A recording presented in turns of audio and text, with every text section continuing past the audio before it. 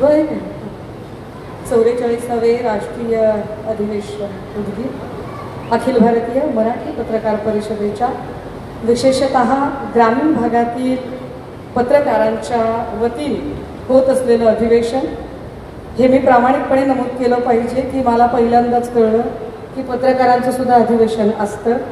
एरवी आमची अधिवेशनं कशी गोंधळात असतात ती तुम्ही बघितली, तर आम्हाला असं वाटलं की फक्त आमच्या अधिवेशनामधलीच लोक दांड्या मारतात, पण तुमच्याही अधिवेशनात बऱ्यापैकी दांड्या मारणारी माणसं आहेत.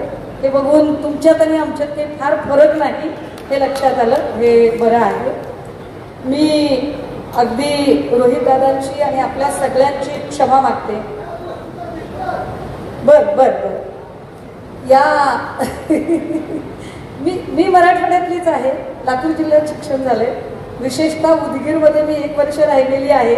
दावणगाव, देवर्जन, पंढरपूर, गुरदाळ हा सगळा भाग माहीत आहे. त्यामुळे तुम्ही सगळी लोक परिचयाचे आहात, सो हरकत नाही. मंडळी, मी रोहित दादांचे आणि आपल्या सगळ्यांची क्षमा मागते की माझ्यामुळे थोडासा कार्यक्रमाला उशीर झाला. खरं तर ही प्रकट मुलाखत आहे, उद्या अजून एक प्रकट मुलाखत आहे. रोहित दादा, उद्याची मुलाखत मला वाटते आजच्या मुलाखतीवर बऱ्यापैकी आधारलेली असेल आणि आजची मुलाखत मी आपली आज सुरुवात करते. खरं तर रोहित दादांची मी फार ओळख सांगण्यामध्ये वेळ घालवणार नाही, कारण रूढ अर्थाने औपचारिक ओळखी ज्यांच्या इतर कुठल्या कामाने ओळखी होत नाही. मला असं वाटतं की एक अतिशय यशस्वी बिझनेसमन ते पॉलिटिशियन हे जे रिफॉर्मेशन आहे ते रिफॉर्मेशन सगळ्या महाराष्ट्राने बघितलेलं आहे. परंतु राजकारणी असणारे रोहित दादा, त्यांचा राजकारणातला हनीमून पिरियड आता संपलेला असेल, कारण आता ते दुसऱ्यांदा निवडून आलेले आहेत. जिल्हा परिषद झाली, मग त्यांनी वेगळा मतदारसंघ निवडला. मी त्यांच्या त्या सगळ्या राजकीय प्रवासाकडे जाईल, पण आधी जरा थोडासा हलकाफुल सुरुवात करते. रोहित दादा, सगळी लोक जे आहेत ना, आत्ताची सगळी ही जनरेशन आहे, म्हणजे जरा जरी केस पांढरे झाले तरी लोक वेगवेगळे कलर डाय करून लोक केस काळे करतात. पांढऱ्याचं काळं करणारी माणसं, तुम्ही मात्र काही केस अजिबातच काळे करत नाही. काय तुमचा ज्येष्ठ दिसण्याचा प्रयत्न आहे की काय, नेमकं काय?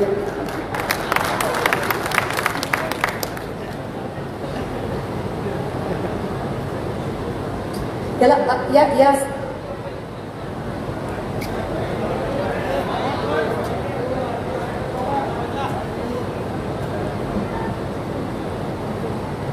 काय झालंय, आत्ताच्या काळामध्ये काळ्या गोष्टीची खूपच जास्त चर्चा होते. त्याच्यात भ्रष्टाचार सुद्धा काळाच असतो. खरं तर काळ्या बाहुल्या सुद्धा चालतायत मार्केटमध्ये. काळ्या बाहुल्या सुद्धा मार्केटमध्ये आल्या. तेच म्हणलो ना, काळेची चर्चा खूपच जास्त चालली आणि काळ्या बाहुल्या आणि बरंच काय, आणि त्याला लालची साथ, लाल रंगाची साथ. अरे वा. खरं तर हा प्रश्न तुम्ही जो विचारला, माझी मुलं आणि माझी पत्नी रोज मला हा प्रश्न विचारतात, केस काळे कधी करतो. मी त्यांना एवढंच सांगतो की मी जसा आहे तसा आहे, ओरिजिनल रंग आहे, ओरिजिनल माणूस आहे आणि तो तसाच राहणार, एवढंच त्यांना त्या ठिकाणी सांगतो. त्यामुळे जसं आहे तसं आहे, जास्त मी टेन्शन घेत नाही. कदाचित राजकारणामध्ये स्ट्रेस जास्त असल्यामुळे जरा पटपट पांढरी व्हायला लागली, पण पांढरं म्हणजे अनुभव. गेल्या 7-8 वर्षामध्ये राजकारणामध्ये अशा गोष्टी झाल्यात आणि असा अनुभव मला मिळालेला आहे. बघा, 2019ला आमदार झालो, पूर्वी प्लेगची साथ असायची तशी कोविडची साथ बघितली, सत्ता बघितली, विरोध बघितला, एक मोठा पक्ष फुटताना बघितला, तो फुटला की फुटला, आमचा पक्ष फुटला, परिवार फुटला, परिवारामध्ये पहिल्यांदाच खासदारकी एकामेकाच्या विरोधात होताना बघितली, मग आमदारकी बघितली, मग नंतर कुठंतरी परिवार एकत्रित येतो असं वाटायला, आणि त्याच्यातच ज्या व्यक्तीवर विश्वास होता की उद्या जाऊन महाराष्ट्राचं प्रतिनिधित्व करण्याची ज्या व्यक्तीमध्ये धमक होती म्हणजे आदरणीय अजितदादा, त्यांचा दुर्दैवी ॲक्सिडेंट सुद्धा बघितला. परिवारातून एक कर्ता व्यक्ती आणि मोठा नेता गेल्यानंतर परिवारावर काय अडचण होती हे सुद्धा बघितलं. म्हणजे गेल्या 7-8 वर्षामध्ये अनेक गोष्टी बघितल्यामुळे कदाचित तो स्ट्रेस असेल नाही तर तो अनुभव असेल, याच्यामुळे ते केस पांढरे झाले. पण या पांढऱ्या केसाची शपथ एक तर दादांना न्याय दिल्याशिवाय राहणार नाही. आणि महाराष्ट्रामध्ये जो मुलगा आपला महाराष्ट्र धर्म आहे, जो संतांनी महामानवांनी हा इथं निर्माण केला, त्याच्यावरची काळी नजर काही लोकांनी घातलेली आहे, त्यांचा सुद्धा खात्मा आपण एकत्रित त्या ठिकाणी केल्याशिवाय राहणार नाही अशी शपथ या ठिकाणी घेतली. क्या बात आहे.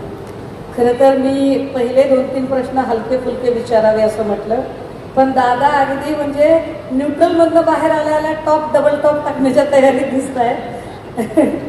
आणि आपण परिवाराच्या संबंधाने बोललात. खरं तर महाराष्ट्रातलं पवार कुटुंब हे सगळ्यात मोठं कुटुंब समजलं जातं आणि त्या मोठ्या कुटुंबाचा आपणही एक भाग असणं ही निश्चितच भूषणावं बाब आहे.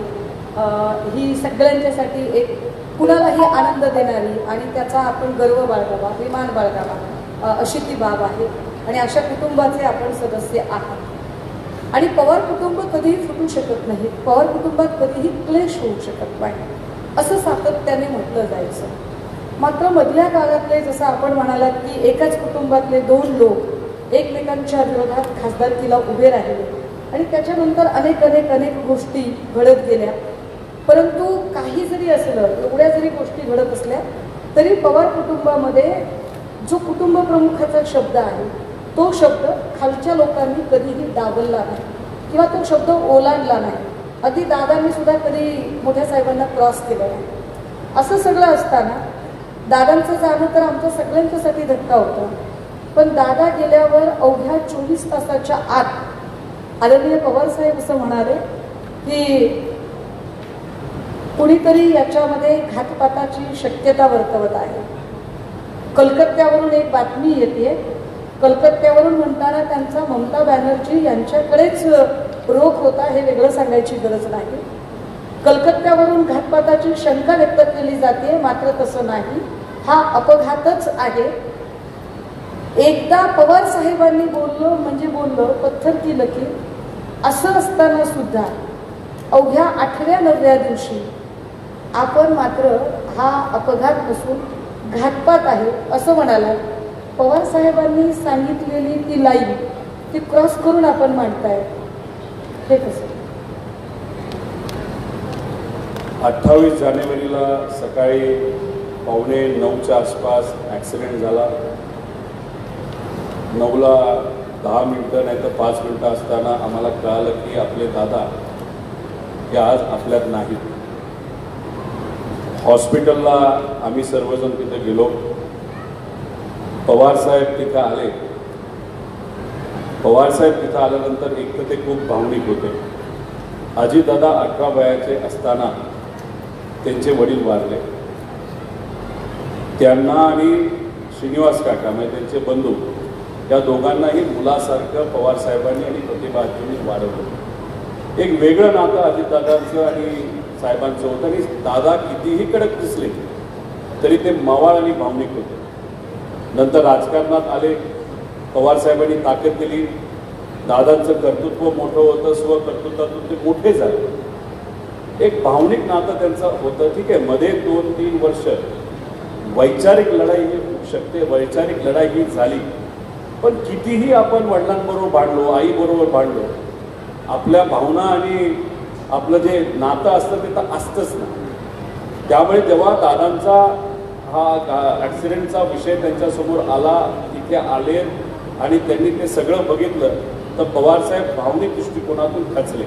पवारसाहेबांना खचलेलं कोणीही बघितलेलं नाही. पण आपण ज्याला मुलगा मानत होतो, मुलासारखा होतो, त्याचं वय कमी असताना सुद्धा तो आपल्यासमोर तिथं जर त्यांचं मृत्यूदेह पडला असेल, ठेवला असेल, तर हे कसं साहेबांना वाटलं असेल याचा विचार तुम्ही सर्वांनी केला पाहिजे. त्याच्यातच तिथं असणारे पोलीस डिपार्टमेंट पवारसाहेबांना आम्हाला भेटलं आणि त्यांनी विचारलं की अंत्यविधी आपण आज करणार आहात का उद्या करणार आहात. पार्क तो तिथे होता. लाखो लोक हे अजितदादांचे फॅन होते. दादांचं अंतिम दर्शन त्यांना घ्यायचं होतं. पवार परिवाराने ठरवलं की त्या दिवशी संध्याकाळी आपण अंतिम दर्शनासाठी लोकांना संधी देऊ आणि दुसऱ्या दिवशी आपण अंत्यविधी करू. त्याच्यात आमच्याकडनं प्रश्न पोलीस डिपार्टमेंटला करण्यात आला. उद्या आपल्याला सोय करायची, कोणाला अडचण होऊ नये याची दक्षता त्या ठिकाणी घ्यायची. अंदाजे किती लोक उद्या येतील? त्यांनी सांगितलं 16 ते 17 लाख लोक उद्या अंत्यविधीला येऊ शकतात. त्यांनी अजून हेही सांगितलं की सोशल मीडियावर वेगळ्या प्रकारची चर्चा आहे. लोक चिडली आहेत, लोकांमध्ये नाराजगी आहे, लोक ॲलिगेशन करतायत, काही लोकांची नावं घेत आहेत. याच्यात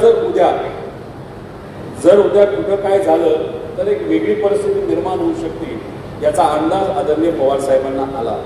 आणि उद्या समजा तुम्ही तिथे आला असता नाही तर आलाही असता, जर पवार साहेबांनी वेगळं स्टेटमेंट दिलं असतं नाही तर स्टेटमेंटच दिलं नसतं आणि दुसऱ्या दिवशी भावनिक दृष्टिकोनातून प्रेमापोटी एका व्यक्तीने दगड मारला असता, धक्काबुक्की केली असते आणि चुकून दंगल झाली असते, तर शेवटी इजा सामान्य लोकांना झाली असती. त्या दृष्टिकोनातून पवार साहेबांनी 5-6 तासाच्या आतच त्यांनी ते स्टेटमेंट केलं, उद्या कुठंही काय चुकीचं होऊ नये. मी 13 दिवसानंतर बोललो, पुराव्यासकट तिथं बोललो आणि आमच्या परिवारामध्ये असं कुठंच नाही की बाबांनो कुठं वरिष्ठांची परवानगी घ्यावी लागेल. आम्हाला आदेश एवढाच आहे, बोलत असताना पुराव्यासकट बोला, बोलत असताना लोकांबद्दल नाही कुठल्याही व्यक्तीबद्दल बोलत असताना आदरानेच बोला आणि कुठेही चुकीचं बोलू नका. त्यामुळे मी वेगळं काही केलं नाही.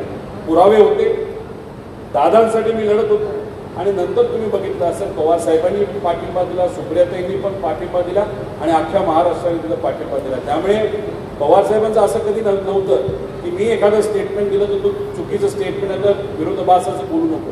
पुरावा असेल तर तुम्ही बोलू शकता. एवढी लोकशाही आमच्या परिवारामध्ये, म्हणून आम्ही लोकशाही बरोबर त्या ठिकाणी असतो. आपण त्याचं दिलेलं स्पष्टीकरण हे निश्चित पटणारं आहे, कारण ती गर्दी आम्ही सगळ्यांनी अनुभवली, तो भावना वेगही आम्ही सगळ्यांनी अनुभवला. पण एवढी बारामती पक्की बांधलेली असताना, एवढा मोठा बारामतीचा गड आहे, पवारांचं सगळं साम्राज्य तिथे आहे, तुमच्या सगळ्यांचं बॉन्डिंग आहे आणि ते प्रचंड घट्ट आहे. असं असतानाही अशी काय गोष्ट घडते की रोहित पवारांना बारामती, पुणे सगळं सोडून कर्जत जामखेडचा मतदारसंघ निवडावा लागतो? म्हणजे काय राम शिंदेंशी तुमचं एवढं काय आहे की तुम्हाला इकडे यावं लागलं? का बरं तुम्ही इथे कर्जत जामखेड? पुणे जिल्ह्यामध्ये सुप्रियाताई खासदार होत्या, दादा आमदार होते, सत्तेत असताना पालकमंत्री होते. माझी सुरुवात राजकारणाची जिल्हा परिषद सदस्य म्हणून झाली. घराणेशाही हा विषय असतो, चर्चेत येतो. माझ्या बाबतीत सुद्धा तो चर्चेत आला नाही तर येणार होता याचा अंदाज त्या ठिकाणी मला माहीत होता. त्यामुळे डायरेक्ट आमदारकी खासदारकी लढण्यापेक्षा जिल्हा परिषदपासून सुरुवात व्हावी अशी माझी इच्छा होती. आणि त्याच्याचबरोबर आमदारकीचा पण मतदारसंघ निवडत असताना सोपा न घेता तो जर अवघड असेल आणि तिथं करण्यासारखं खूप असेल तर मग उद्या जाऊन आपण काय करू शकतो हे सिद्ध करू शकतो. त्यामुळे कर्जत जामखेडमध्ये अनेक अडचणी होत्या. तिथं साधा हॉस्पिटलसुद्धा नीट नव्हतं, तिथं प्रशासकीय बिल्डिंग खराब होत्या, तिथं पिण्याच्या पाण्याचे प्रश्न होते, शिक्षणाचे प्रश्न होते, बरेच काय होते. म्हणून अवघड मतदारसंघ निवडायचा म्हणून तो त्या ठिकाणी निवडला. राम शिंदेच्या विरोधात काय मी होतो असं नव्हतं, पण तिथे जाऊन निवडणूक लढणं, ती जिंकणं यात मला श्रेय जात नाही. पण तिथे असणाऱ्या सामान्य लोकांनी मताच्या माध्यमातून माझ्या विश्वासून मला आशीर्वाद दिला हे महत्त्वाचे. पण सातत्याने 2 टर्म मी तिथं प्रतिनिधित्व करत आहे. त्यामुळे तिथं जे काय जमलं ते करण्याचा प्रामाणिकपणे, म्हणजे सोपा मार्ग नाही घेतला, मी थोडा अवघड मार्ग घेतला. कर्जत जामखेड मधला झालेला जो बदल आहे तो आम्ही बघतोय. विशेषतः आता जो नवा नगर आणि जामखेडला होणारा जो एक चांगला मार्ग तयार झाला आहे तोही बघतोय आम्ही. मधले अंतर्गत रस्ते बघतोय, बराचसा बदल आता होतोय, ही चांगली गोष्ट आहे. असं असताना सुद्धा दुसऱ्यांदा निवडणूक लढवताना मात्र विजय खूप जिकिरीचा होतोय असं वातावरण झालं होतं. आणि तरी सुद्धा तुम्ही जिंकलात याचं श्रेय कुणाला? कारण आता आपण जिथे बोलत आहोत इथून जवळच निलंगा आहे आणि निलंग्यामध्ये पाशा पटेलांची आता बऱ्यापैकी साम्राज्य उभं राहतंय. पाशा पटेलांची एक सभा तुमच्या मतदारसंघात झाली होती. इथे पाशा पटेलांचे खूप सारे लोक असतात. कोणाला श्रेय असेल पाशा पटेलांच्या सभेला, राम शिंदेच्या प्रभावहीन प्रचाराला, कंटाळलेली भाजपाला कंटाळलेले लोक, की रोहित पवारांचं कर्तृत्व? काय नेमकं काय आहे त्याच्यात? श्रेय मलाही जात नाही, कोणालाही जात नाही. तिथे असताना जनतेला हे श्रेय त्या ठिकाणी जातं. खरं तर आपण बघितलं नाही तर आमचा अंदाज जो होता तो खूप मोठा होता. 10 आमदार आमचे निवडून आले, खासदार 8 निवडून आले. जे थोडक्यात नाही तर मोठ्या मताधिक्याने पडलेले जे आमचे उमेदवार होते त्यांच्याशी संवाद साधल्यानंतर, बोलल्यानंतर बाहेरून मतदार मोठ्या प्रमाणात आणण्यात आले होते. जातीवाद, धर्मवाद मोठ्या प्रमाणात केला गेला होता. RSSचा वापर करून कुठंतरी एक वेगळ्या प्रकारचा भेदभाव निर्माण करून विष पेरण्याचा प्रयत्न हा कार्यकर्त्यांच्या माध्यमातून केला गेला होता. आणि अचानक काहीच आपल्या हातात नाही, मग लाडकी बहीण योजना आणून त्याच्यातून ॲडव्हान्समध्ये 4,500 रुपये, 6,000 रुपये घरामध्ये समजा 2 महिला असतील 3-3 महिन्याचा ॲडव्हान्स हा दिला गेला. आता महिना होऊन सुद्धा पैसे मिळत नाही, पण त्यावेळेस ॲडव्हान्समध्ये दिला गेला. त्यामुळे या सगळ्या गोष्टींचा प्रभाव झाला. त्यामुळे जी अपेक्षा होती त्या लेवलला त्या ठिकाणी झालं नाही. काही प्रमाणात मतदार याद्यांमध्ये घोळ झालेला आपल्याला माहिती. म्हणजे एवढं सगळं करून सुद्धा मी थोडक्या का होईना मताने निवडून आलेले मोठे मोठे नेते. पाशा पटेलांनी तुमच्याबद्दल फार अगदी अर्वाच्य पद्धतीने प्रचार केला. भाषणातला स्तर अगदीच खाली गेला होता. फार म्हणजे अगदी माझ्यासारखे माणसाला ते बघताना फार संकोचल्यासारखं वाटत होतं. त्याच्यावर तुम्ही कधीच नंतर प्रतिक्रियाही दिली नाही, तुमच्या भाषणातही दिली नाही. ज्या पक्षामध्ये ते आहेत तोच पक्ष महिलांना कधी आदर देत नाही. तुम्ही बघा, पाशा पटेल त्यांच्याच पक्षाचे आता अशा लेवलला जाऊन महिलांबद्दल बोलतात आणि त्यांच्यावर कारवाई सुद्धा होत नाही. आणि मग आमचा एक मोरे नाना नावाचा कार्यकर्ता फक्त राम शिंदेच्या विरोधात काहीतरी बोलतो. जसं तुम्हाला सुद्धा नोटीस आली तसे त्यांना सुद्धा सूर्यकांतांना नोटीस आली. विधान परिषदेमध्ये बोलावलं आणि माफी मागायला लावली. अरे पाशा पटेल महिलांबद्दल जो बोलला आहे त्याच्याबद्दल तुम्ही काय माफी मागायला नाही लावली? त्यांना काढायला पाहिजे होतं. तसंच तिथं उत्तर प्रदेशचा खासदार, तिथं असे अनेक उदाहरणं देऊ शकतो ज्याच्यामध्ये भाजपमध्ये कुठं ना कुठंतरी महिलांचा आधार ठेवला जात नाही. तर काल 2023ला महिलांना आरक्षण देण्याचा बिल आलं होतं. सर्वांनी सपोर्ट केला, म्हणजे काँग्रेसने सपोर्ट केला. पण ते महिला आरक्षणाचं बिल नव्हतंच, ते डिलिमिटेशन बिल होतं. कालचं बिल 2023चं महिला आरक्षणाचं ते पास केलं. काल महिला आरक्षणाचं नाव पुढे केलं आणि डिलिमिटेशन घुसवण्याचा प्रयत्न केला. बऱ्याच लोकांना डिलिमिटेशन माहीत नसेल. ग्रामपंचायतचं इलेक्शन आहे तर नगर परिषदचं इलेक्शन, हे लढत असताना सत्तेत जो नेता असतो आपल्या कार्यकर्त्याला निवडून आणण्यासाठी अख्खा वॉर्ड तोडून टाकतो. आणि मग हे कुटुंब आपल्याला मतदान करू शकतो ते देऊ शकत नाही, मग वेडं वाकडं कापायचं. जे नगर परिषद आणि पंचायत समिती जिल्हा परिषदमध्ये झालं तेच काल डिलिमिटेशनच्या माध्यमातून हे खासदारकीला आणि आमदारकीला करण्याचा प्रयत्न केला होता. आणि त्याच्याच बरोबर काल फक्त महिलांच्या बिलाचा वापर केला. म्हणजे कुठंतरी भाजपचे दाखवायचे दात आणि खायचे दात वेगळे आहेत. पाशा पटेल त्याचंच एक प्रॉडक्ट आहे. त्यामुळे मला असं वाटतं की त्याचा खूप प्रभाव नाही, त्याच्यावर मी रागवलेलो नाही, कारण का तो योग्य पार्टीमध्ये आहे. आता आपण हे कर्जत जामखेडच्या मतदारसंघाबद्दल बोलत होतो आणि तिथल्या विजयाबद्दल. मला त्याची एक आठवण दादांच्या सोबतची आठवते की दादा प्रीती संगमला बहुतेक भेट झाली होती आणि दादा तेव्हा म्हणाले की बघ बेटा मी तुझ्या प्रचाराला आलो नाही. म्हणजे काय? म्हणजे अजितदादांना असं वाटत होतं की राम शिंदे पराभूत व्हावे. कदाचित म्हणजे महायुतीमध्ये दादा असताना सुद्धा एवढं रोहितवर प्रेम आहे दादांचं, म्हणजे असणारच ते. परंतु मग महायुतीचं काय झालं, नेमकं काय? आपण असं बोलू शकतो, दादांना कदाचित राम शिंदे सर निवडणुकीत पडावे असं नक्कीच वाटत नसेल, पण दादांना हे मात्र वाटत असेल की रोहित पवार हा निवडून यावा. त्यामुळे कदाचित त्यांनी त्या ठिकाणी ते स्टेटमेंट दिलं असेल. हे म्हणून पवार का असतात त्याचं हे चांगलं उत्तर आहे की पवार कसे असतात आणि पवार कशी उत्तरं देतात. पण म्हणूनच पवारांना जोडून की तुमचं आणि दादांचं इतकं सुंदर बॉन्डिंग आणि दादांचं जाणं, दादा गेल्यानंतरचा एक जो भक्कम स्टँड, जो संबंध महाराष्ट्राला वाटत होतं की हा स्टँड कुणीतरी घेतला पाहिजे आणि हा स्टँड आपण घेतला. आणि हा स्टँड घेत असताना आपला सगळ्यात आपण टप्प्याटप्प्याने स्टँड घेतला. आपण पहिल्या टप्प्यात फक्त अपघाताच्या संबंधाने बोलत होतात आणि खूप विस्तृतपणे बोलत होतात. यातल्या BSR कंपनीबद्दल आपण बोलत होतात आणि त्यावेळेला आपण असं सांगितलं की दादा बाय रोड जाणार होते, पण दादा बाय रोड न जाता त्या दिवशी त्यांनी फ्लाईटचा प्रवास केला जो दादांना करायचा नव्हता. नेमकं काय, आणि एका माणसाचा फोन आला. आपण थेट पटेल आणि तटकरेंकडे आरोप करताय. आरोप करतोय असं मी म्हणणार नाही. आमच्या मनामध्ये शंका आहे, त्या शंकेचं निरसन झालं पाहिजे. 27 तारखेला दुपारपर्यंत कॅबिनेट होती, कॅबिनेटमधून दादा मोकळे झाले होते. त्यानंतर काही व्यक्तिगत कामं होती म्हणून ते ती कामं सोडवत होते. संध्याकाळी एक बैठक ठरली होती सुनील तटकरेंबरोबर.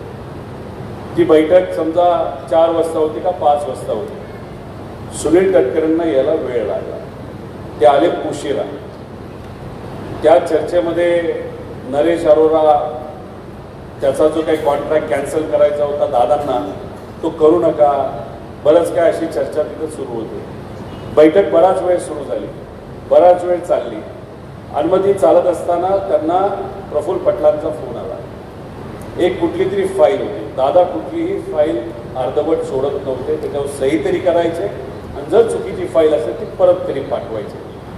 मग त्या फाईलबद्दल बोलत असताना ते म्हणाले, म्हणजे प्रफुल्ल पटेल म्हणाले की फार महत्त्वाची फाईल आहे.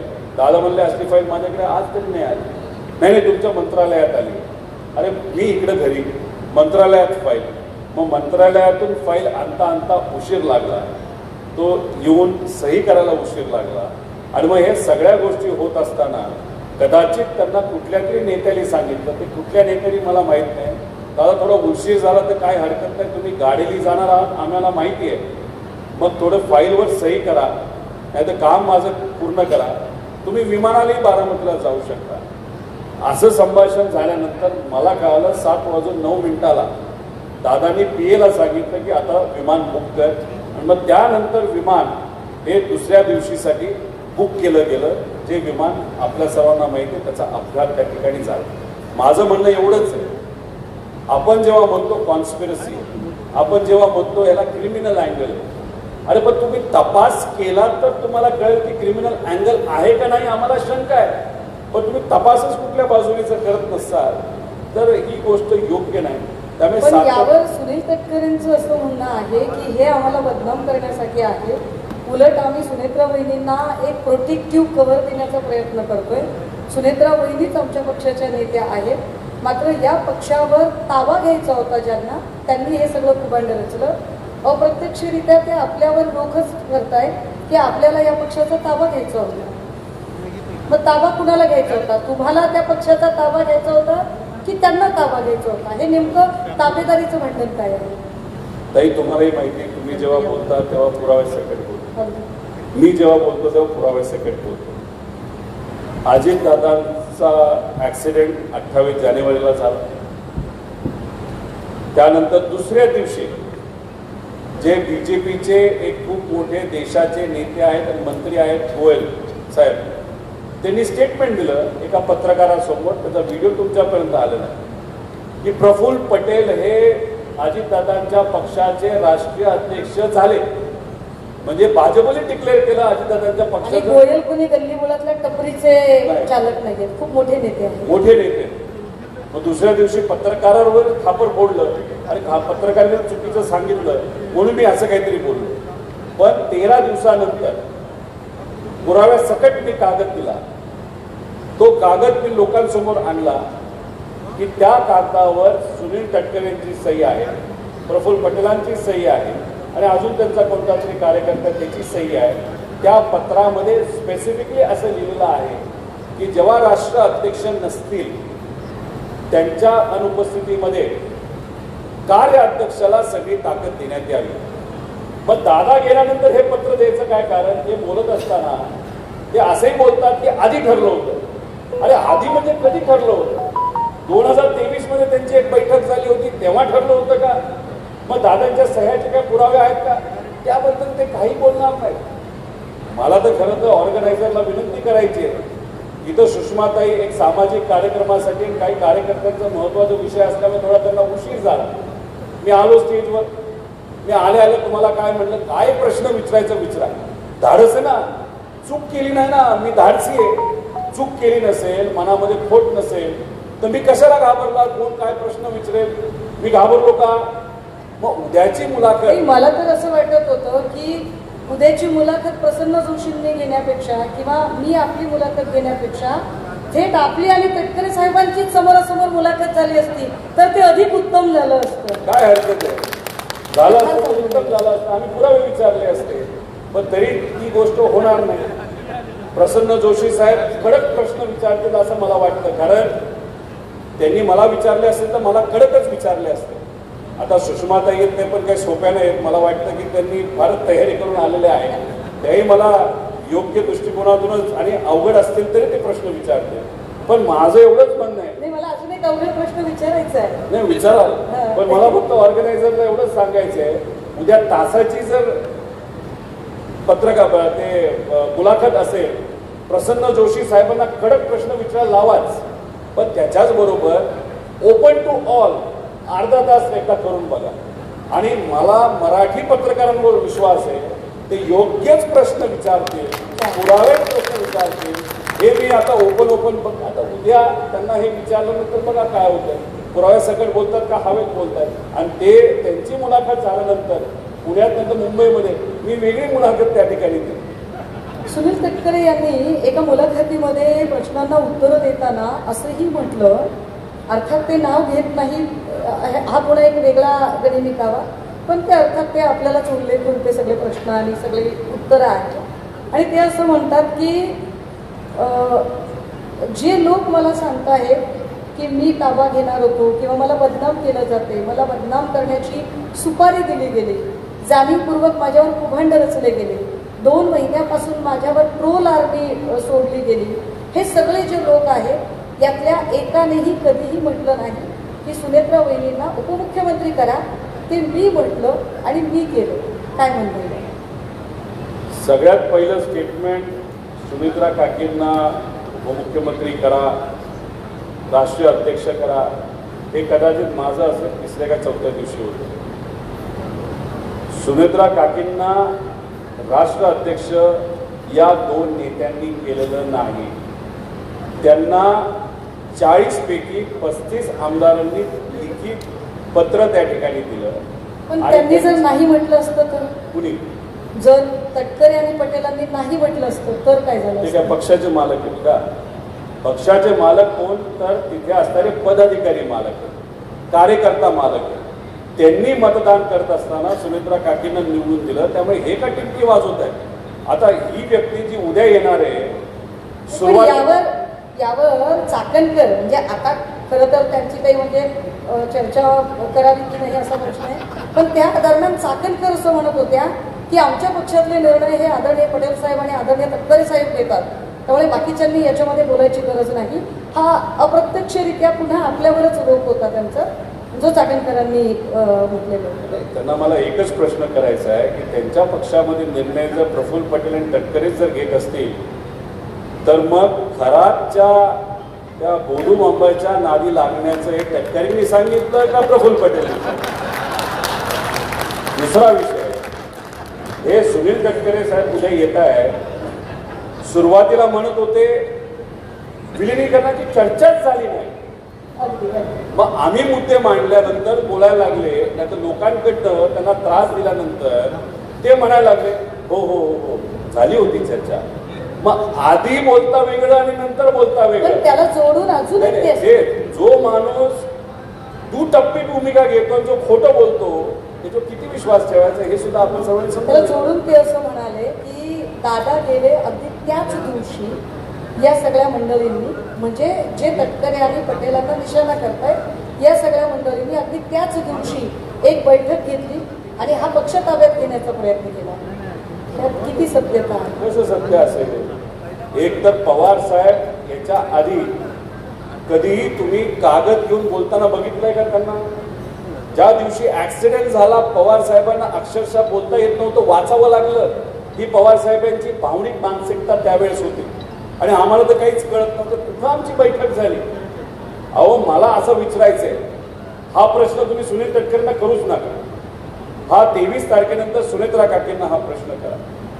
माझं मत असं आहे की सुनेत्रा काकींना एक प्रेशर करण्यात आलं प्रफुल्ल पटेल आणि तटकरेंनी की तुम्हाला काही झालं तरी चौथ्या दिवशी शपथ घ्यावी लागेल.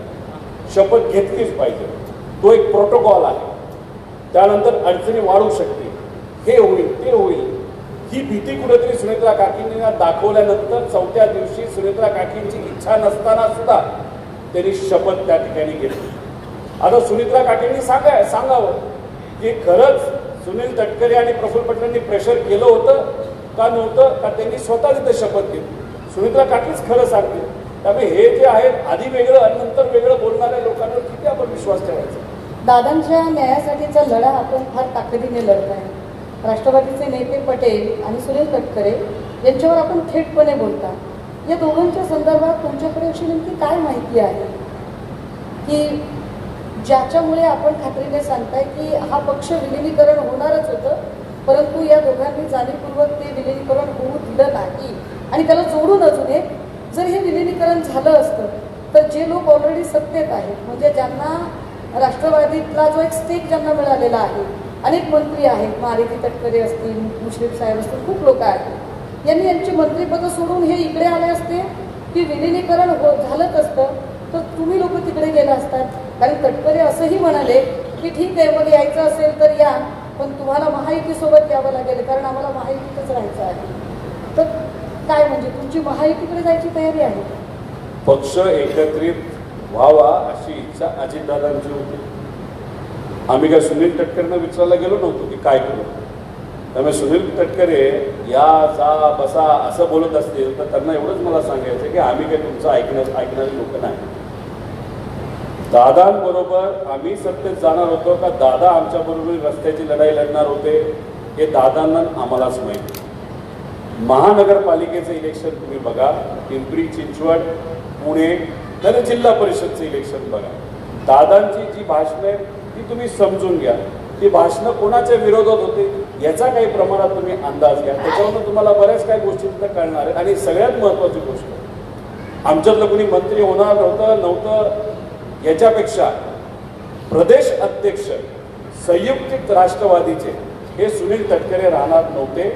तिथं अमोल कोले हे संयुक्त राष्ट्रवादीचे प्रदेश अध्यक्ष त्या ठिकाणी होणार होते. हे मात्र या ठिकाणी मी तुम्हाला सांगतो. कारण पुणे महापालिकेच्या इलेक्शनला जेव्हा जागा वाटपांच्या बैठका होत्या तेव्हा अमोल कोलेजीच होते. त्याला आम्हीही सगळे साक्षीदार होतो. एक याच्यातलाच अजून एक थोडंसं तिला असणारा जो प्रश्न आहे की दादा गेले, चौथ्या दिवशीचा शपथ घेणं थोडं महाराष्ट्राला उघडल्यासारखं झालं. अर्थात ते शपथ घेणं गरजेचं असेल, त्याची काही कारणं असतील. मी तेव्हा अगदी महिला म्हणून त्यांची पाठराखण करत त्यांच्या अभिनंदनाचं पत्रही दिलं की काही कारणं असू शकतात. परंतु त्या शपथविधीच्या वेळेला आपल्यापैकी कुणीही नव्हतं. आता मात्र त्या शपथविधीनंतर त्या उपमुख्यमंत्री पदासाठी आवश्यक असणारं विधानसभेचं सदस्यत्व, या सदस्यत्वासाठीची पोटनिवडणूक चालू आहे. आणि या पोटनिवडणुकीत मात्र आपण आता प्रचाराच्या काही बैठका घेत आहे. लोकांना प्रश्न पडला, कोणते रोहित पवार खरे? त्या दिवशी अनुपस्थित असलेले रोहित पवार खरे की आत्ता या प्रचारामध्ये गेलेले रोहित पवार खरे? नेमकं काय? रोहित पवारांची भूमिका काय हे जास्त महत्वाचं आहे. शपथविधी होत असताना तो चौथ्या दिवशी झाला. 13व्या दिवसानंतर असता तर कदाचित मी तिथं गेलो असतो, नाही तर आम्ही म्हणजे सुप्रियाताई सुद्धा गेले असतील आणि कदाचित साहेब सुद्धा तिथं असले असते. भावनिक दृष्टिकोनातून परिवार म्हणून म्हणतोय. चौथ्या दिवशी तो शपथविधी तिथं होत होता. आम्हाला त्या शपथविधीबद्दलची काही माहिती नव्हती. त्याच्याचबरोबर सगळ्यात महत्त्वाची गोष्ट अशी आहे की तिथे शपथविधीसाठी मुख्यमंत्री होते, दुसरे उपमुख्यमंत्री होते, महायुतीचे नेते होते. मग महायुतीचे नेते तिथं असताना आम्ही जायचं कारणच नाही तिथे. राहिला प्रश्न आत्ताच्या प्रचाराचा, फॉर्म भरायला आम्ही गेलो नाही. आम्ही त्या ठिकाणी पहिली सभा जी होती त्याला गेलो नाही आणि उद्या परवा सांगता सभा आहे त्यालाही जाणार, बोलवलं तरी आम्ही जाणार नाही. कारण का तिथं महायुतीचे सर्व नेते असतात. या रिंगणामध्ये म्हणजे या इलेक्शनमध्ये आदरणीय अजितदादांच्या कार्याकडे बघून त्यांच्या आदरापोटी कुठल्याही पक्षाने त्यांचा उमेदवार तिथं दिला नाही. त्यामुळे मी तिथं जात असताना मी कुठल्या पक्षाच्या प्रचाराला जात नाही, पण मी त्या एका व्यक्तीच्या प्रचाराला तिथं जातोय, म्हणजे काकींच्या प्रचाराला जातोय. ते सुद्धा कोणाकडे बघून तर अजितदादांकडे बघून, अजितदादांच्या प्रती असणारा आदर आणि प्रेम याच्यासाठी त्या ठिकाणी मी गेलेलो आहे. आणि तिथं प्रचार करत असताना फक्त विनंती करत आहे की मतदान करत असताना जास्तीत जास्त करा, कारण दादांकडे बघून तुम्ही श्रद्धांजली म्हणून मतदान करणार आहात आणि ती गोष्ट लोकांना पटलेली आहे. त्यामुळे माझी भूमिका ही भावनिक आहे. माझी भूमिका दादांच्या प्रती असणाऱ्या आदर आणि प्रेम याच्याने इन्फ्लुअन्स आहे. आणि मला असं वाटतं की आपण भूमिकेबद्दल बोलताय, पवारांच्या एकूण परंपरेच्या भूमिकेला साजेशा भूमिका आपल्या आहेत, त्या सर्वसमावेशक आहेत. दादांच्या नंतर आपण ज्या आक्रमकतेने बांधताय त्यावरनं काही लोक अनालिसिस करतायत. खूप साऱ्या वेगवेगळ्या पोर्टल, पॉडकास्ट आणि लेखांमधून आता काही लोक लिहित आहेत की आत्ता बारामतीतला आत्ता यानंतरचा दादा कोण? रोहित दादा. कसं बघतात रोहित दादा स्वतःला? एकच दादा, अजित दादा, दुसरा कुठलाही दादा होऊ शकत नाही हे मी मान्य केले, महाराष्ट्रात तमाम जनतेने मान्य केलं. पण याच्यातून एक गोष्ट आपण सगळ्यांनी विचार केली पाहिजे. तुम्हीच तुमच्या लेवलला अभ्यास करा. पवार साहेब हे लोकनेते आहेत, देशाचे नेते होते. त्यांच्या काळामध्ये आपण जर बघितलं असेल तर अनेक असे मोठे नेते होऊन गेले जे लोकनेते होते. त्याच्याबरोबर आपण मुंडे साहेब सुद्धा तुमच्या भागातले म्हणजे थोरले मुंडे साहेब हे लोकनेते होते, लोकात ते प्रसिद्ध त्या ठिकाणी होते. अजितदादांच्या काळात म्हणजे या परिस्थितीमध्ये आजच्या काळामध्ये बहुजन समाजाला पुढे घेऊन जाणारा, जाती धर्माच्या पलीकडे जाऊन माणुसकी जपून सगळ्यांना संधी देणारा आणि महाराष्ट्राच्या कानाकोपऱ्यात पोहोचलेला कोण असा नेता आहे दादा सोडून? तुम्ही मला सांगा, कुणीतरी आहे का? लोकनेता. दादाच एक लोकनेते होते जे लोकांनी स्वीकारले होते. ठीक आहे, टीका होणं हे सगळं आहे. आज दादा नसताना कोण आहे जे महाराष्ट्राचं प्रतिनिधित्व लोकनेता म्हणून करू शकतं? कुणीच नाही आहे. त्यामुळे दादांची जागा कुणी घेऊ शकत नाही. आणि दादा हे लोकात गेल्या 2 वर्षात लोकप्रिय अजून जास्त त्या ठिकाणी झाले होते. म्हणून तो जो ऍक्सिडेंट आहे, दादांची लोकप्रियता आहे. पवार साहेब आणि दादा एकत्रित येण्याचा विचार आणि त्याबद्दलची चर्चा आणि दादा सातत्याने भाजपच्या विरोधात जे बोलत होते त्या सगळ्या गोष्टीकडे बघत असताना बहुजन समाजाचा एक मोठा नेता जो उद्या जाऊन महाराष्ट्राचा मुख्यमंत्री होऊ शकला असता, मी चॅलेंज करून सांगतो 2019ला दादा मुख्यमंत्री झाले असते. मग अशा परिस्थितीमध्ये ऍक्सिडेंट होणं, दादा 2029ला मुख्यमंत्री झाले असते म्हणजे मग फडणवीस कुठे गेले असते? विरोधी पक्ष नेते झाले असते. म्हणजे दादा महाविकास आघाडीकडे आले असते का नाही? या सगळ्यांमध्ये खरं तर ही मुलाखत एका अर्थाने रोहित दादा आणि अजित दादा यांचं बॉन्डिंग कसं होतं ही उलगडणारी मुलाखत ठरते. आणि म्हणून मला पुन्हा एकदा दादाच्या संबंधाने प्रश्न विचारावा असं वाटतंय की दादा असं एका भाषणात म्हणाले की गड्या राजकारण लय वंगाळ धंदा आहे, लय वंगाळ. तुम्ही व्यवसायातनं राजकारणाकडे आलात, इकडे आल्यावर तुम्हाला खूप त्रास सहन करावा लागला, जो जनरली भाजपच्या विरोधात लढणाऱ्या प्रत्येकाला सहन करावा लागतो. माझ्याकडे ईडी येत नाही एवढंच काय, बाकी मला पण सगळा त्रास सहन करावा लागतो. हक्कभंग असतो, ट्रोलिंग असतं, महिला म्हणून एक विशिष्ट प्रकारे जाणीवपूर्वक दबाव आणणं असतं. ड्रगच्या प्रकरणावर भांडताना कधी 100 लोक केसेस टाकतात. तुम्हालाही तो त्रास झाला. आत्ता मागे वळून बघताना काय वाटतंय? व्यवसाय बरा होता की राजकारण बरं होतं? खरंच राजकारण दादा म्हणतात तसं वंगाळ झालेलं आहे.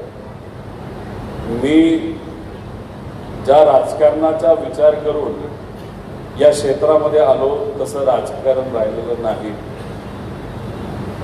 गुंडांचा वापर, जातीवाद, धर्मवाद, पैशाचा अमाप वापर, आवाज दाबण्याचा प्रयत्न करणं, मीडियाचा सुद्धा आवाज दाबण्याचा प्रयत्न करणं, या सगळ्या गोष्टीकडे बघत असताना आणि त्याच्यातच दादांच्या अपघाताबद्दल एक संशय मनामध्ये निर्माण होणं, त्याच्या मागे कुठलं राजकारण आहे का, हे सगळं बघितल्यानंतर नक्कीच मनामध्ये मला प्रश्न आला होता. आणि 70 दिवस मला फक्त दादा तो संघर्ष, ती माहिती गोळा करणं याच्यातच मी गुंतून होतो. त्यावेळेस सुद्धा माझ्या मनामध्ये प्रश्न आला होता की राजकारण सोडायचं का. पण मी विचार केला, आज या महाराष्ट्रामध्ये ठराविकच नेते जे या सिस्टमच्या विरोधात लढत आहेत, विरोधात पण असे अनेक नेते जे आतून मॅनेज झालेले आहेत. पण पवार साहेब लढतायत, उद्धव ठाकरे साहेब लढतायत, देशामध्ये आपण जर बघितलं राहुल गांधीजी त्या ठिकाणी लढतायत, तर मग कोणाला तरी लढावं लागेल. सगळेच जर मॅनेज झाले तर मग उद्या राजकारणामध्ये विरोधी पक्ष म्हणून लोकांचा आवाज म्हणून कोण लढणार.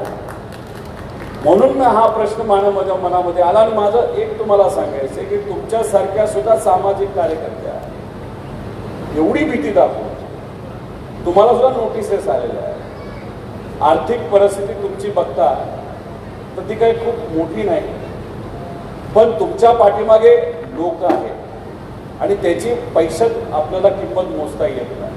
तरी सुद्धा तुम्ही लढताय. वकिलाचे तुम्हाला कदाचित ती फी त्या लेवलला देता येत नसले तरी आपले होतकरू वकील घेऊन तुम्ही लढताय का.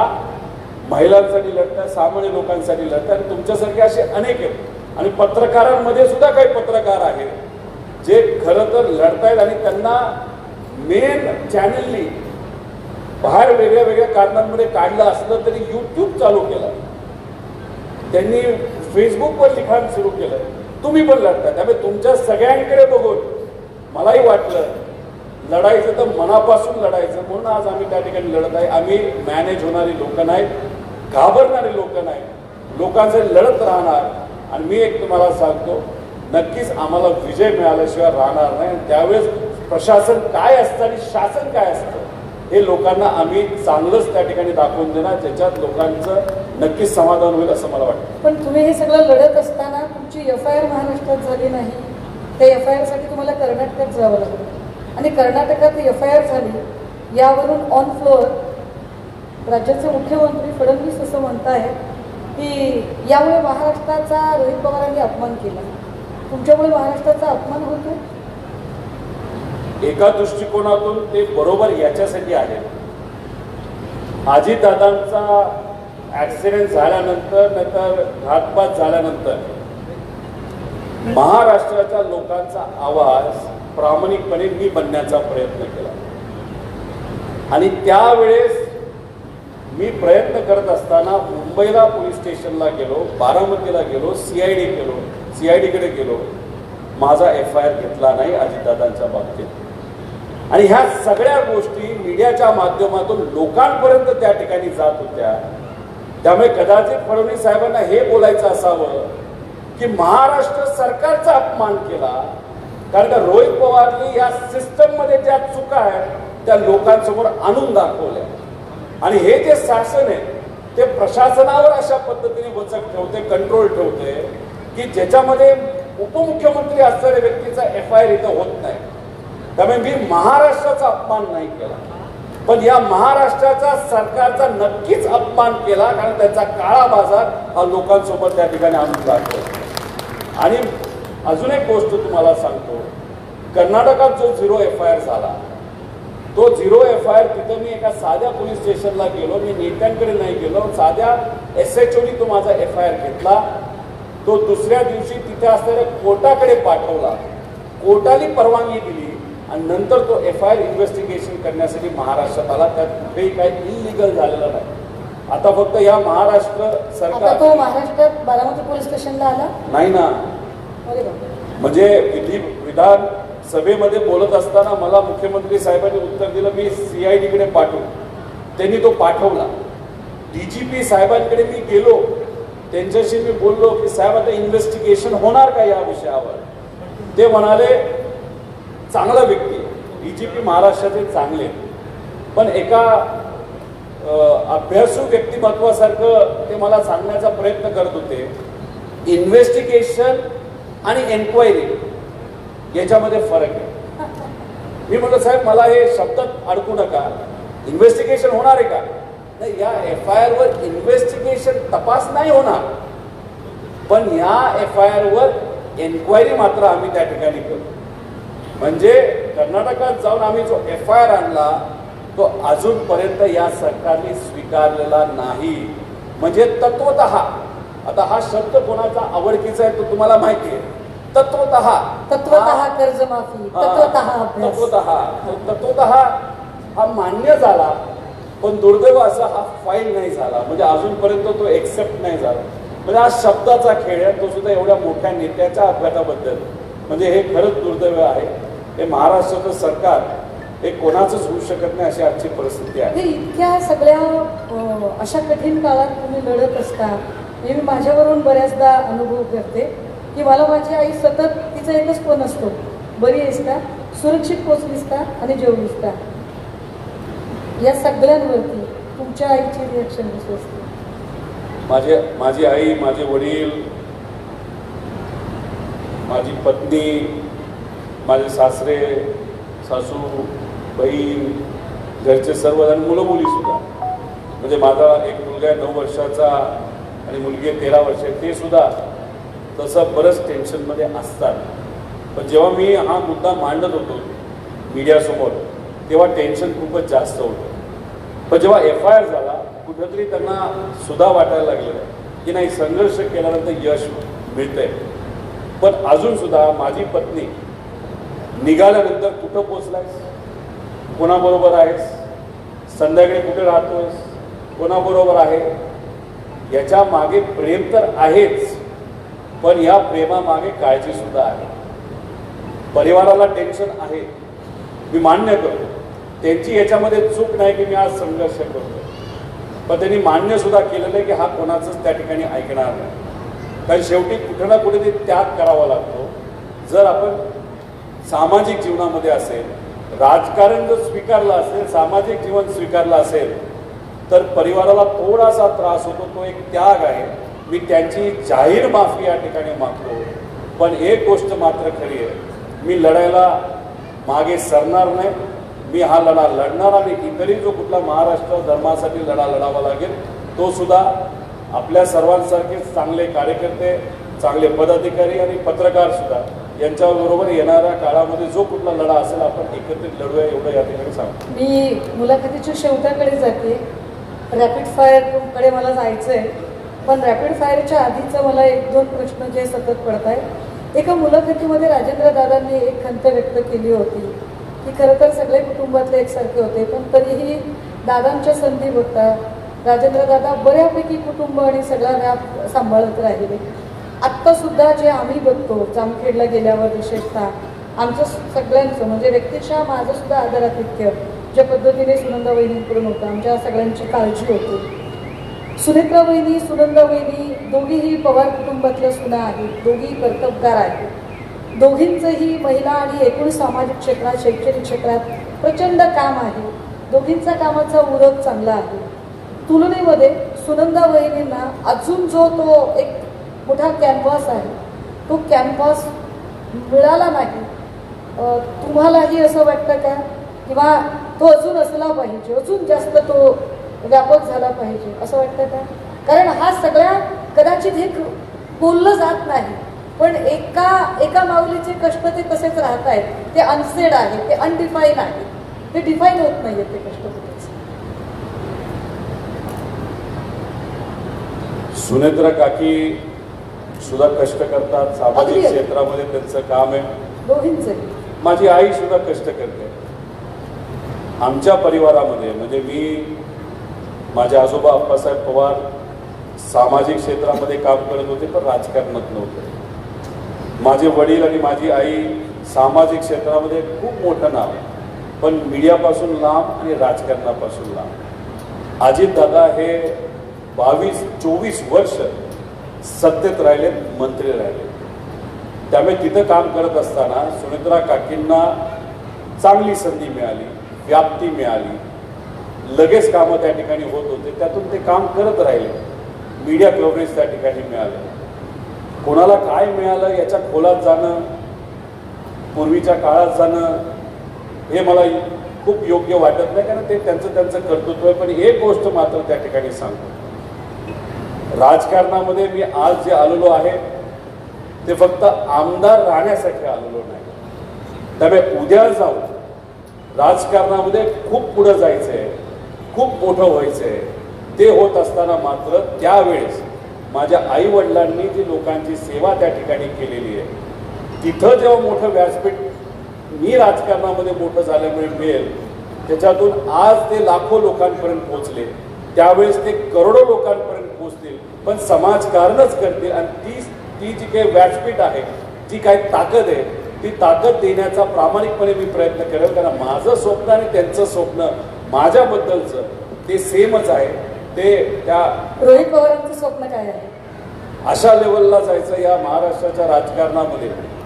कधीही कुणीही माझ्या समोर आलं तर एका फोनवर त्या व्यक्तीचं काम कुठल्याही मंत्र्याकडनं नाहीतर कुठल्याही अधिकाऱ्यांकडनं लगेचच्या लगेच त्या ठिकाणी झालं. पण एवढी ताकद या राजकारणाच्या माध्यमातून मला मिळाली पाहिजे. पण युवा पिढीतले जे नेते आहेत, आमचे नेते आदित्यजी असतील, आपण असाल, अशी जी 2-4 जी युवा नेत्यांची नावं आहेत, ती भविष्यातल्या मुख्यमंत्री पदाचं पोटेन्शियल असणाऱ्या नावांमधली नावं असतात. रोहित पवारांना मुख्यमंत्री होण्यापर्यंतचा प्रवास करायला आवडेल का? कुठल्याही क्षेत्रामध्ये काम करत असताना त्या क्षेत्रात सर्वात उच्च पद कुठलं हे महत्वाचं असतं. उगाच लपून काही ठेवायचं. राजकारणात काम करत असताना सर्वच लोक हे त्या पदाकडे बघून काम करत असतात. मी जिल्हा परिषद सदस्य असताना सत्ता आमच्या पक्षाची होती, तेव्हा पद नाही घेतलं. महाविकास आघाडी सरकार आल्यानंतर सत्ता महाविकास आघाडीची होती, तेव्हा कुठलं पद त्या ठिकाणी घेतलं नाही. कारण मला कुठेतरी प्रूव्ह करायचं होतं. मी ते प्रूव्ह करण्याचा प्रामाणिकपणे प्रयत्न करतो. आणि एक गोष्ट मात्र खरं आहे की ते जे सर्वात मोठं पद आहे त्याच्याबद्दल मी विचार करत नाही असं नाही, नक्कीच विचार करत आहे. पण फक्त पदच मिळालं पाहिजे याच्यासाठी माझ्या जीवनामध्ये जे उसूल आहेत, जे काही विचार आहेत, ते मात्र त्या ठिकाणी मी कॉम्प्रोमाइज करणार नाही. त्यामुळे राजकारण महत्वाचं, पद महत्वाचं आहे, पण तो प्रवास करत असताना शॉर्टकट मात्र त्या ठिकाणी मी कुठलाही घेणार नाही. हे म्हणजे तुम्ही गुवाहाटीला जाणार नाही थोडक्यात? गुवाहाटीला जाणार नाही, काळी पूजा करणार नाही, त्याच्याचबरोबर कुठल्याही माझ्या विरोधकाचा घात होईल, नाही तर वेगळं काय होईल, जेलमध्ये टाकेल, असं कुठेही माझ्याकडनं त्या ठिकाणी होणार नाही. जे राजकारण योग्य वाटतं त्याच राजकारणावर विश्वास ठेवून राजकीय प्रवास माझा त्या ठिकाणी मी करेन. तुम्ही तात्विक राजकारणाची बैठक ही तुमच्या बोलण्यातनं सातत्याने दिसते, पण आत्ता जे सगळं महाराष्ट्राचं राजकारण आहे, हा या मुलाखतीतला शेवटचा प्रश्न मी विचारते आणि मी मग रॅपिड फायरकडे जाते. तो प्रश्न असा आहे की आत्ताच्या राजकारणात तत्व कशाशी खातात हे कळत नाही. अशाच सगळ्यांमध्ये खरात सारख्या लोकांचं फावत जातं. खरातच्या निमित्ताने अगदी 30-40 आमदार खरातच्या त्या सगळ्या गोंधळामध्ये अडकलेले दिसतात. हे कदाचित महाराष्ट्रात पहिल्यांदा घडलं असेल, देशात पहिल्यांदा घडलं असेल की महिला आयोगाची अध्यक्षाच महिला लैंगिक शोषणाच्या प्रकरणामध्ये एका पदावरून पायउतार होते.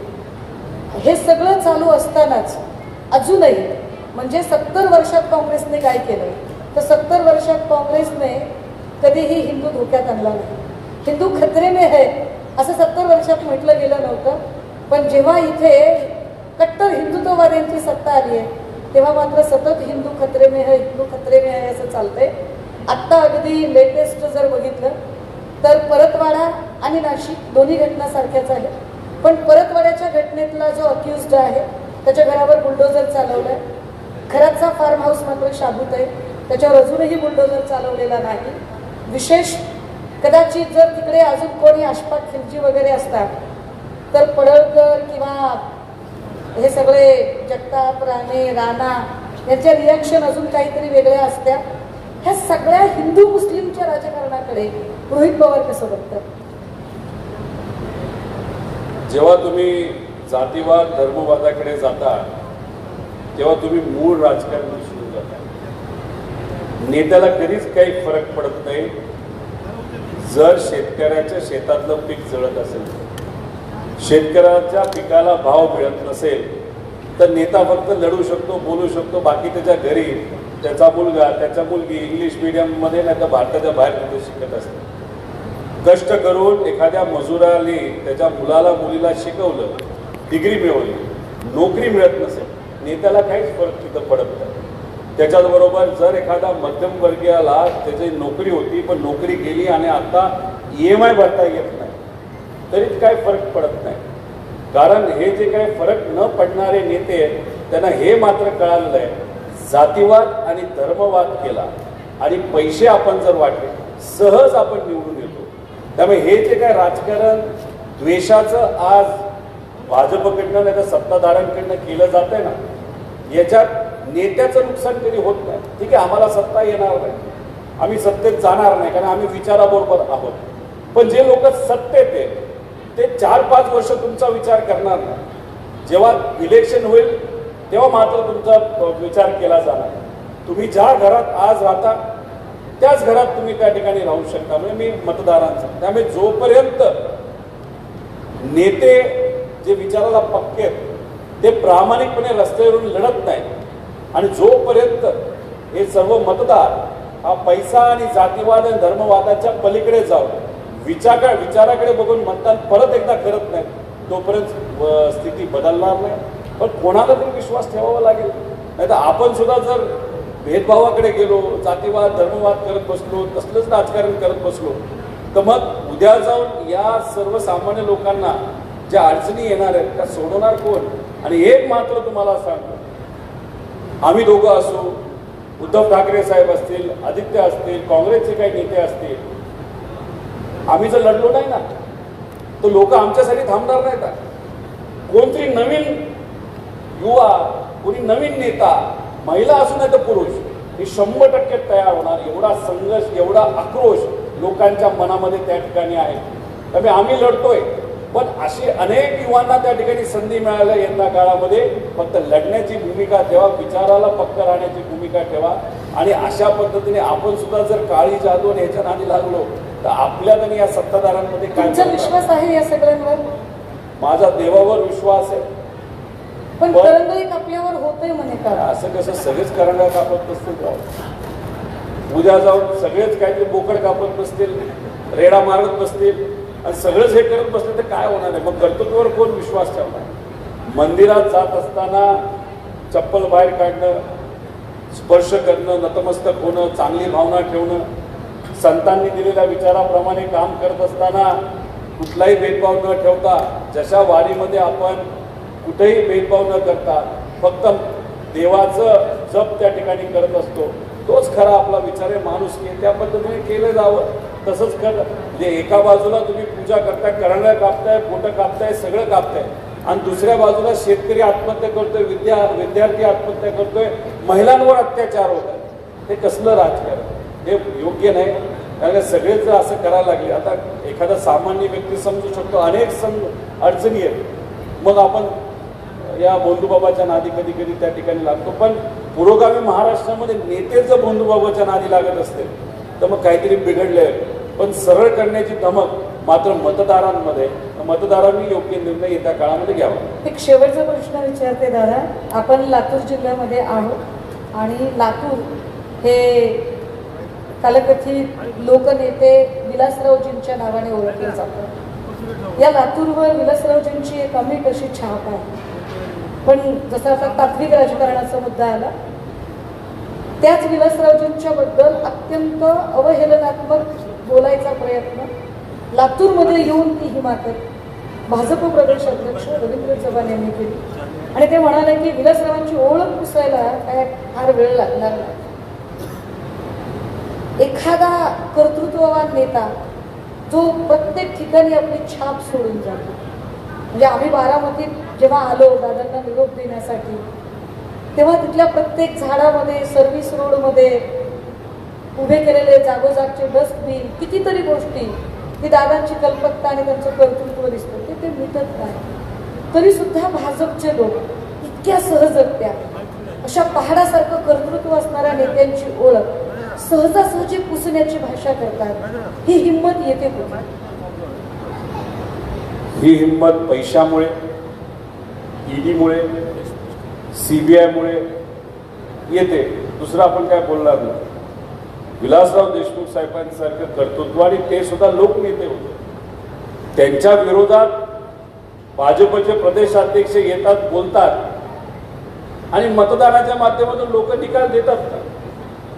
आता तुम्ही बघा यांचं राजकारण काय लेवलचं आहे. दादा गेल्यानंतर आमच्या सगळ्यांची मागणी होती पुणे रिंग रोड, पुण्याचं पालकत्व पालकमंत्री म्हणून अनेक वर्ष दादांनी सांभाळलं. रिंग रोड व्हावा यासाठी दादांनी पाठपुरावा केला. पुणे रिंग रोडला नाव अजितदादांचं द्यावं अशी आमची मागणी होती. पण ह्या सरकारमध्ये असणाऱ्या काही लोकांनी मुद्दामून बारामतीमध्ये पुण्यश्लोक अहिल्यादेवी होळकरांच्या नावाने जे मेडिकल कॉलेज आहे त्याच्या एका हॉस्पिटलला दादांचं नाव दिलं. म्हणजे तुम्ही या नावाच्या विषयामध्ये सुद्धा राजकारण, लोकांची मागणी नाही, परिवाराची मागणी नाही, आणि त्याच्यात तुम्ही ते का करता? कारण बारामतीमध्ये 29चा विचार करून एक वेगळा वाद निर्माण करण्याचा प्रयत्न फक्त नावावरनं त्या ठिकाणी केला गेला. वेगळं राजकारण तिथं झालं. अरे आमचं मत नव्हतं, आणि दादा जर आज असते आणि असं कोणाचं काय झालं असतं तर दादानी कधीच महामानवांचं नाव हटवा आणि त्या व्यक्तीचं लावा असं बोललं नसतं, हे आमचे विचार आहेत. पण तिथं राजकारण केलं गेलं, आणि आम्ही रिंग रोडला नाव द्या असं म्हणून सुद्धा रिंग रोडला का नाव दिलं जात नाही? कारण रिंग रोडला नाव दिलं तर ते आयुष्यभर त्या ठिकाणी राहील. उद्या जाऊन युवा पिढी विसरेल, ज्यांना दादांमध्ये कदाचित माहीत नसेल, लहान मुलं आहेत, ते कोण होते, त्यांची आई, त्यांचे वडील सांगतील दादा फार मोठे नेते होते. भाजपची स्टाईल आहे त्या लोकनेत्यांचं नाव हळूहळू कमी करायचं आणि त्यांचे तथाकथित जे नेते त्यांचं नाव पुढं पुढं आणायचं, ही त्यांची एक पद्धत आहे. पण कितीही काय केलं तरी दादांसारखे, विलासराव देशमुख साहेबांसारखे, मुंडे साहेबांसारखे हे जे लोकनेते होऊन गेले ना, त्यांचं नाव सहजासहजी कुणीही त्या ठिकाणी पुसू शकत नाही. कितीही भाजपने प्रयत्न करा, कितीही काय केलं तरी लोकांच्या मनातून या लोकनेत्यांचं नाव कुणीही पुसू शकत नाही. दादा, तुम्ही अतिशय मनापासून सगळी उत्तरं दिलेली आहेत आणि मला वाटतं बऱ्यापैकी मराठवाड्यातल्या सगळ्या पत्रकारांच्या मनातले प्रश्न बऱ्यापैकी घेतलेले आहेत, त्यांच्या चेहऱ्यांवरून ते दिसत आहे. आपण एक हलका फुलका राऊंड करतोय रॅपिड फायरचा, ज्याच्यामध्ये फक्त 2 पर्यायातनं एकच पर्याय निवडायचा आहे, दुसरीकडे अजिबात तुम्हाला जायचं नाहीये. आणि त्या रॅपिड फायरची सुरुवात करते. 30 सेकंदात तुम्ही उत्तरं द्याल अपेक्षा आहे. तुमचा आवडता विरोधक कोण, एकनाथ शिंदे की देवेंद्र फडणवीस? देवेंद्र फडणवीस आहे. त्याच्यावरती शिंदेना स्पेअर करताय तुम्ही? नाही, एखादा हुशार नेता, एकनाथ शिंदे साहेब हुशार आहेत हे सगळं आहे, कपटी नाही.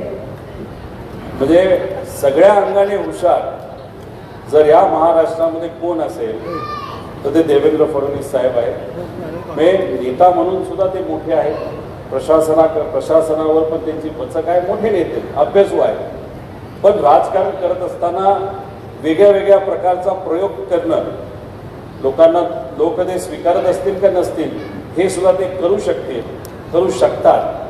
मग विरोधक बघत असताना मोठ्या नेत्याकडे बघून जो सर्व अंगाने त्या ठिकाणी तयार आहे, अशाच एका मोठ्या नेत्याला आपण विरोधक जर समजलं तर आपल्यामध्ये सुद्धा कुठं ना कुठेतरी एक लढण्याची वेगळी क्षमता त्या ठिकाणी निर्माण होऊ शकते असं मला वाटतं. महाविकास आघाडीतला तुमचं सगळ्यात जवळचा पक्ष मित्र पक्ष कोण आहे याच्यामध्ये?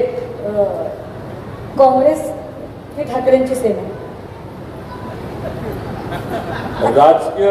राजकीय दृष्टिकोनातून जवळचा वाटणारा काँग्रेस आणि कौटुंबिक अनुषंगाने जवळचा वाटणारा ठाकरे साहेबांचा पक्ष. थँक्यू. म्हणून मी तुमच्या प्रचाराला सारखे येते. रोहित पवार कुणाला घाबरतात, आईला की बायकोला? बायकोला. बरोबर. आदरयुक्त घाबरतो आणि कदाचित ज्यांचं लग्न झालं त्यांना ते कळलं असेल. जय पवार आणि पार्थ पवार याच्यामधला समंजस भाऊ कोण वाटतो?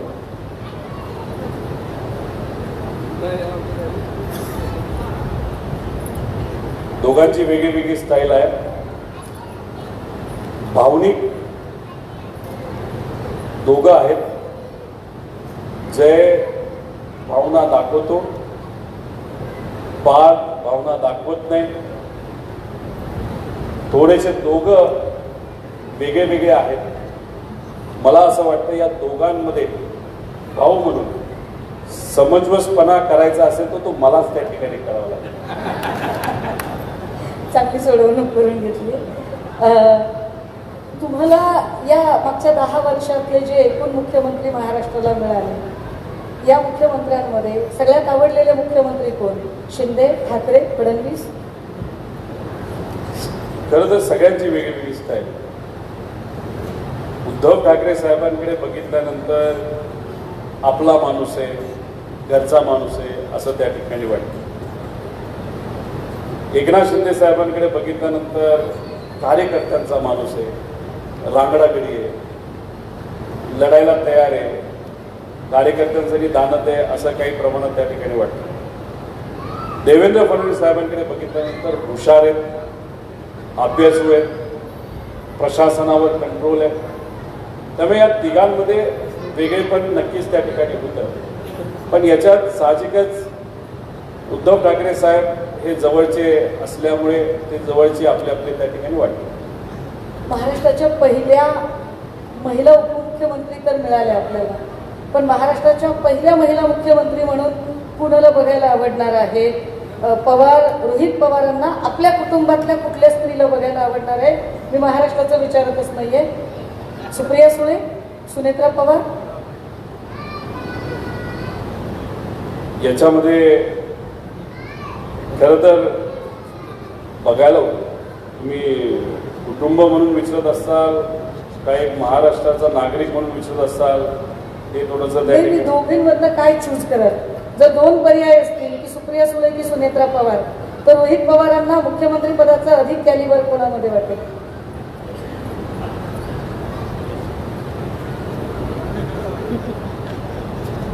तसा सोपा पण प्रश्न आणि अवघड पण आहे.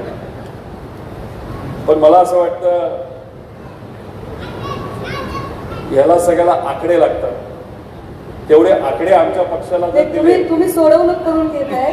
मी तुम्हाला थेट म्हटलं की हा रॅपिड फायर आहे आणि तुम्हाला दोन्हीतनं एक चूज करायचंय. तुम्ही अशी सोडवणूक करून घ्यायची गरज नाही. अवघड आहे. अवघड याच्यासाठी आहे, सुप्रियाताई लोकसभेत काम करतात. नाही होत ना, तिथं सुनेत्रा वहिनी सुद्धा संसदेतच होते, आपण आले नाही इकडे. आलं इकडे. पृथ्वीराज बाबा संसदेतच होते, पण आले इकडे. नंतर आपल्याकडे अशी खूप लोक आले. नाही, सुप्रियाताईंमध्ये क्षमता आहे. तर सुप्रियाताई व्हाव्यात असं वाटेल तुम्हाला? क्षमता आहे, शेवटी क्षमतेवर त्या ठिकाणी असतं. काकी उपमुख्यमंत्री झाल्यात, त्यांना पद मिळाले, पुढच्या काही वर्षांमध्ये त्या कशा काम करतात हे आपल्याला बघावं लागेल. आज त्यांना अजून एक सुद्धा पद त्या ठिकाणी मिळालं. त्यामुळे पवार साहेबांची मुलगी असताना सुद्धा न केंद्रात त्यांना संधी मिळाली न राज्यात संधी मिळाली. त्यामुळे त्यांच्यात क्षमता आहे, पण त्यांना प्रूव्ह करण्याची संधी कधी त्या ठिकाणी मिळालेली नाही. येणारी निवडणूक रोहित पवार कुठून लढतील? कर्जत जामखेडमधून की बारामती विधानसभेतून? महाराष्ट्रातून लढणार. तुम्ही पुन्हा सोडवणूक करून घेताय. कर्जत जामखेडकरांनी मला लढायला शिकवलं. कसं लढायचं, कसा संघर्ष करायचा हे तिथे असणाऱ्या जनतेने त्या ठिकाणी मला शिकवलेलं आहे. ते येणारी निवडणूक मी कर्जत जामखेडमधूनच त्या ठिकाणी लढेल.